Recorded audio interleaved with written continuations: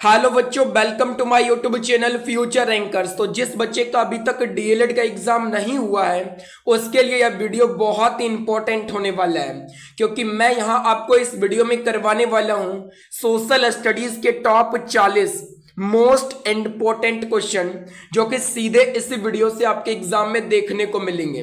तो आप लोग इस वीडियो को जरूर देखिएगा अंत तक। तो चलिए वीडियो स्टार्ट करते हैं। पहला क्वेश्चन है, हीराकुंड बांध किस नदी पर है बताइएगा। भागीरथी, कृष्णा, महानदी या चंबल। तो हीराकुंड बांध ये महानदी पर है। किस नदी पर है? तो महानदी पर है। अगला क्वेश्चन है, मध्यरात्रि के सूर्य का देश किस देश को कहा जाता है बताइएगा। मध्यरात्रि के सूर्य का देश किस देश को कहा जाता है? तो नॉर्वे को कहा जाता है। मध्यरात्रि के सूर्य का देश किसे कहा जाता है? मध्यरात्रि के सूर्य का देश तो नॉर्वे को कहा जाता है। अगला क्वेश्चन है, सत्य शोधक समाज की स्थापना किसके द्वारा की गई बताइएगा। सत्य शोधक समाज की स्थापना किसके द्वारा किया गया था? स्वामी विवेकानंद, डॉक्टर भीमराव अंबेडकर, ज्योतिबा फुले या फिर महात्मा गांधी। तो सत्य शोधक समाज की स्थापना यह किया गया ज्योतिबा फुले द्वारा। किसके द्वारा किया गया? सत्य शोधक समाज की स्थापना तो याद रखिएगा ज्योतिबा फुले के द्वारा किया गया सत्य शोधक समाज की स्थापना। अगला क्वेश्चन है, पुनः वेदों की ओर चलो यह नारा किसने दिया। माने वेदों की ओर चलो यह नारा किसने दिया? तो दयानंद सरस्वती ने दिया। वेदों की ओर चलो यह नारा दयानंद सरस्वती ने दिया। अगला क्वेश्चन है, सत्यमेव जयते किस उपनिषद से लिया गया है? तो यह मुंडकोपनिषद से लिया गया है। सत्यमेव जयते मतलब सत्य की जीत होती है। अगला क्वेश्चन है, हर्षवर्धन के समय में कौन भारत आया था बताइएगा। हर्षवर्धन के समय में भारत कौन आया था? तो हैन स्वांग आया था। हर्षवर्धन के समय में भारत कौन आया था? हैन स्वांग आया था। अगला क्वेश्चन है, महावीर स्वामी का जन्म कहाँ हुआ था बताइएगा। महावीर स्वामी का जन्म कहाँ हुआ था? तो कुंडग्राम में हुआ था महावीर स्वामी का जन्म। महावीर स्वामी का जन्म कहाँ हुआ था? कुंडग्राम में हुआ था। अगला क्वेश्चन है, महात्मा बुद्ध ने कहाँ महापरिनिर्वाण प्राप्त किया। महात्मा बुद्ध ने कहाँ महापरिनिर्वाण प्राप्त किया ये बताइएगा। तो कुशीनगर में प्राप्त किया। महात्मा बुद्ध ने कुशीनगर में महापरिनिर्वाण प्राप्त किया था। अगला क्वेश्चन है, 1912 ईस्वी में बिहार में भारतीय राष्ट्रीय कांग्रेस का अधिवेशन कहाँ हुआ था? तो 1912 ईस्वी में बिहार में भारतीय राष्ट्रीय कांग्रेस का अधिवेशन पटना में हुआ था। कहाँ पे हुआ था? पटना में हुआ था। अगला क्वेश्चन है, मैथिली भाषा को भारतीय संविधान की 8वीं अनुसूची में किस वर्ष सम्मिलित किया गया था बताइएगा। मैथिली भाषा को भारत के संविधान की 8वीं अनुसूची में कब शामिल किया गया था? तो 2003 में किया गया। मैथिली भाषा को 8वीं अनुसूची में शामिल कब? तो 2003 में। अगला क्वेश्चन है, सिखों के 10वें गुरु गुरु गोविंद सिंह का जन्म कहाँ हुआ? तो इनका जन्म हुआ था, कहाँ पे हुआ था? तो इनका जन्म पटना में हुआ था। पटना में हुआ था। सिखों के 10वें गुरु गुरु गोविंद सिंह का जन्म पटना में हुआ था। अगला क्वेश्चन है, सासाराम में किसका मकबरा है बताइएगा। सासाराम में किसका मकबरा है? तो शेर शाह का मकबरा है। कहाँ पे? सासाराम में शेर शाह का मकबरा है। अगला क्वेश्चन है, 1857 के विद्रोह के समय भारत का गवर्नर जनरल कौन था? तो 1857 के विद्रोह के समय भारत का गवर्नर जनरल लॉर्ड कैनिंग था। कौन था? लॉर्ड कैनिंग था 1857 के समय भारत का गवर्नर जनरल। अगला क्वेश्चन है, विश्व मानवाधिकार दिवस कब मनाया जाता है बताइएगा। विश्व मानवाधिकार दिवस ये मनाया जाता है 10 दिसंबर को। 10 दिसंबर को विश्व मानवाधिकार दिवस मनाया जाता है, याद रखिएगा। अगला सवाल है, सर्वप्रथम त्रिस्तरीय पंचायती राज किस राज्य में अपनाया गया? तो सबसे पहले त्रिस्तरीय पंचायती राज ये जो है ना, ये राजस्थान में अपनाया गया। कहां पे? राजस्थान में सर्वप्रथम त्रिस्तरीय राज्य अपनाया गया, याद रखिएगा। अगला सवाल है, मगध की प्रथम राजधानी कौन सी थी? बताइएगा। तो मगध की प्रथम राजधानी वो थी गिरिबज्र थी। कौन थी?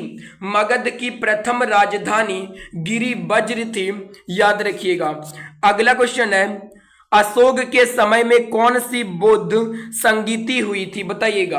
अशोक के समय में कौन सी बौद्ध संगीति हुई थी, ये बताइएगा। तो तीसरी बौद्ध संगीति हुई थी अशोक के समय। अगला क्वेश्चन है, संविधान सभा के सभापति कौन थे? तो सभापति थे डॉक्टर राजेंद्र प्रसाद। अगर पूछे संविधान के जनक तो डॉक्टर भीमराव अंबेडकर, और संविधान सभा के सभापति डॉक्टर राजेंद्र प्रसाद थे। अगला सवाल है, संविधान प्रारूपण समिति के अध्यक्ष कौन थे? तो संविधान प्रारूपण समिति के अध्यक्ष डॉक्टर भीमराव अंबेडकर थे। कौन थे? संविधान प्रारूप समिति के अध्यक्ष तो डॉक्टर भीमराव अंबेडकर जी थे। अगला क्वेश्चन है, 1992 में सिताब दियारा जो कि बिहार में है, किसका जन्म हुआ? 1992 ईस्वी में सिताब दियारा में किसका जन्म हुआ था, ये बताइएगा। तो यहाँ पे हुआ था जयप्रकाश नारायण का जन्म। बिहार के सिताब दियारा गांव में 1902 में जयप्रकाश नारायण जी का जन्म हुआ था। अगला क्वेश्चन है, सिंधु घाटी के लोग थे, सिंधु घाटी के लोग कैसे थे? शाकाहारी, मांसाहारी, शाकाहारी और मांसाहारी दोनों। तो जो सिंधु घाटी के लोग थे वो शाकाहारी और मांसाहारी दोनों थे। कैसे थे? शाकाहारी और मांसाहारी दोनों थे सिंधु घाटी के लोग। अगला सवाल है, द्वितीय बौद्ध सभा का आयोजन हुआ था कब? राजगिरी में, वैशाली में, पाटलिपुत्र में या मगध में? द्वितीय बौद्ध सभा का आयोजन कहाँ पे हुआ था?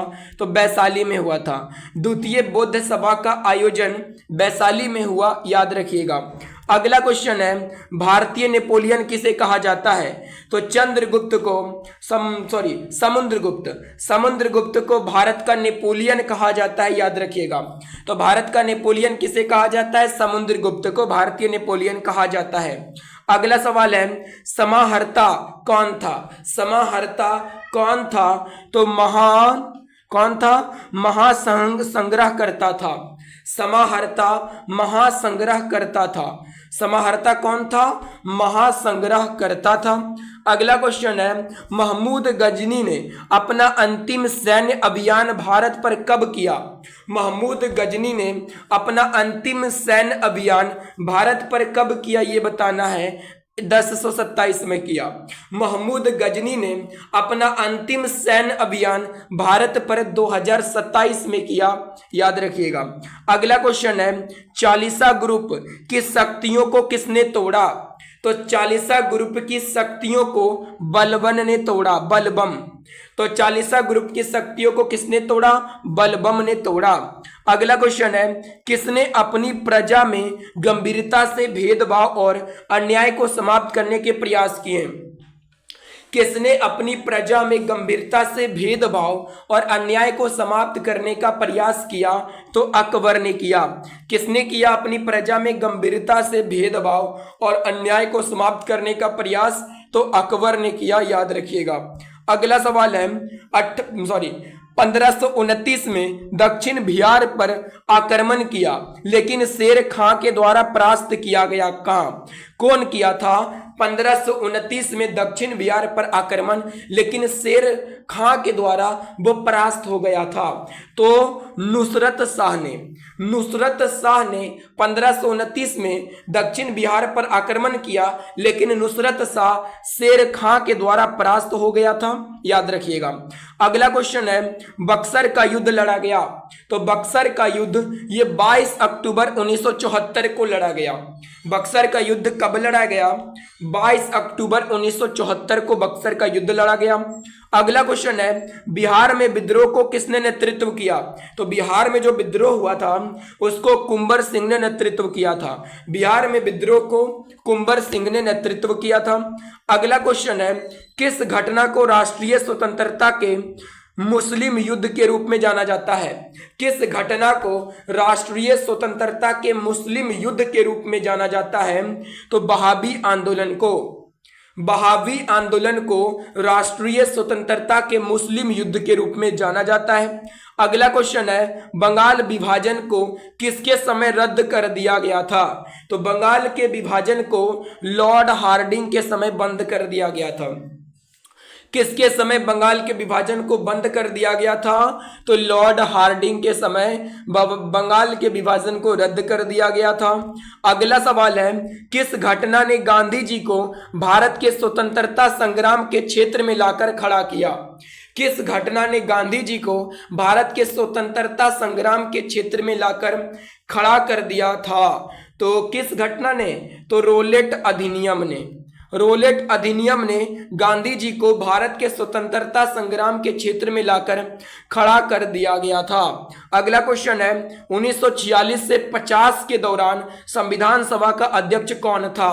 तो 1946 से 50 ईस्वी के दौरान संविधान सभा का अध्यक्ष राजेंद्र प्रसाद थे। अगला क्वेश्चन है, टाटा लौह एवं इस्पात कंपनी की स्थापना सिंहभूम जिले के साकची में किस वर्ष की गई थी? टाटा लौह एवं इस्पात कंपनी की स्थापना सिंहभूम जिले के साकची में किस वर्ष किया गया था? तो 1907 में टाटा लौह एवं इस्पात कंपनी की स्थापना किया गया था। अगला सवाल है, भगवान बुद्ध ने ज्ञान प्राप्त करने के लिए लंबे वर्षों तक तपस्या और साधना में व्यतीत किया। कहाँ पे? भगवान बुद्ध ने ज्ञान प्राप्त करने के लिए लंबे समय तक तपस्या और साधना में व्यतीत किया। कहाँ पे किया आपको ये बताना है। तो गया में भगवान बुद्ध ने ज्ञान की प्राप्ति के लिए लंबे समय तक तपस्या और साधना किया। अगला क्वेश्चन है, नील नदी किस महाद्वीप में प्रभावित होती है? तो नील नदी जो है ना, ये अफ्रीका महाद्वीप में प्रभावित होती है। कौन महाद्वीप में? तो अफ्रीका महाद्वीप में नील नदी प्रभावित होती है। अगला सवाल है, निम्नलिखित सागरों या महासागरों में कौन से पनामा नहर द्वारा जुड़े गए हैं? यानी कि पनामा नहर के द्वारा किस महासागर को जोड़ा गया है? तो अटलांटिक महासागर एवं प्रशांत महासागर को पनामा नहर के द्वारा जोड़ा गया है। अटलांटिक महासागर एवं प्रशांत महासागर को पनामा नहर के द्वारा जोड़ा गया है। अगला सवाल है, दक्षिणी गंगोत्री कहाँ स्थित है बताइएगा।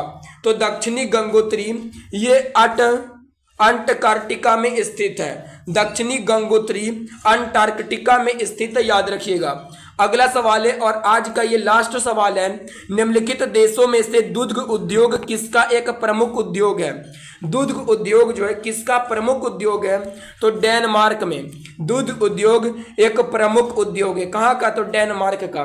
तो ये थे टॉप 40 प्रश्न जिस बच्चे का एग्जाम होने वाला है डीएलएड का, उसके लिए यह वीडियो बहुत ही इंपॉर्टेंट था। आप लोग ना इस वीडियो को 2-3 बार देखकर सारे प्रश्न को याद कर लीजिएगा, क्योंकि सभी प्रश्न मोस्ट इंपॉर्टेंट क्वेश्चन है जो कि मैं छांट के लाया हूं। तो चलिए मिलते हैं अगले वीडियो में, तब तक के लिए धन्यवाद।